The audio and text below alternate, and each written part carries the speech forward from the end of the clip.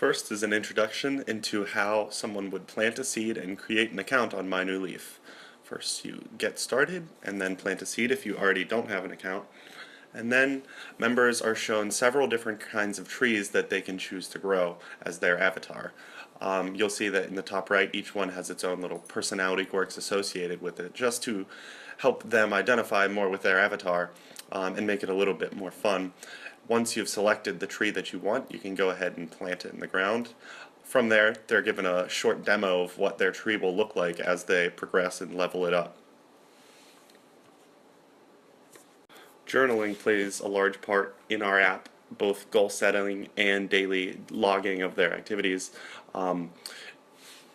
physical and emotional states on a daily basis, and this is where they get individualized feedback through that, and they leave a quick note as to why they rated some things the way they did for later use. And you can see now that they're given some card feedback that pertain to some of the things that they were struggling with, and these are just little coping skills and other kinds of support tools for them to hopefully pick up on a few of them.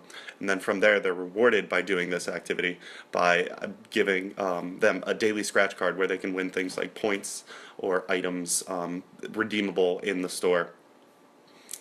And then finally, we can now see that data that they just plugged in visualized both on a daily summary as well as once they have more days, we can see a more longitudinal weekly summary. Journaling is another important part of the app that we really encourage users to do on a daily basis, not only for the cognitive benefits of doing so, but also so that we can use our algorithms to parse through and find what they're struggling with, as well as what they're motivated by, as well as tools for their Val account to use to better understand their daily life. Here we see they got rewarded again by another minigame, and this time they actually won a third minigame within that they can play at any time within their collection, which also stores all of any items that they may have unlocked in this store, where you redeem your points for anything from a flower to animals to decorations for your tree that then you can put in your plot. Up next, I'm going to show you the recovery roadmap. Now, the recovery roadmap contains a bunch of useful features, but I'm just going to show you a few of them. The first of them being amends. Borrowed from the 12-step program, this gives members a chance to really spell out their apology to people that they've harmed over the years, so that hopefully after they've fully written it out that they can actually express it to that individual. Next, they can set gratitude, things that they're grateful for. And finally, there's a goals setting tab that they can set goals to a whole bunch of different life domains. And then they can track them to see if they have completed them, as well as the outcome of which occurred, and they can set priority levels and timing so that they can shoot for certain goals by certain times.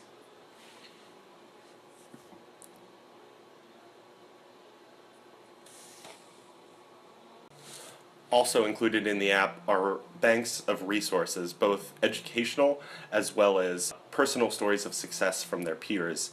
Now, these include both articles and videos, of which there are over 100, for them to pour through and find motivation and inspiration to keep them going on their journey. And after they've read the article or watched the video, they are able to not only receive points for doing so, but also rate this piece for other users to see. Another useful part of our app is our tool belt, where we share third-party projects and tools for all of our members, whether it's a suicide prevention hotline or a naloxone locator. We give them the opportunity to check out what else is out there outside of our app. Finally, I'm going to demo the panic button, which is an important crisis relief tool for us. First, we have the meditation space, where they can use the breathing app for anxiety and grounding. We also have autogenic relaxation, as well as other kinds of audio and visual tools. Next, we have lifelines to both emergency hotlines as well as their connected Val user. We have the motivation reminder, your community circle, where you can add people for quick communications right from your contacts, so that within 2 taps you could have someone on their way to you with your exact location, even if you don't know it.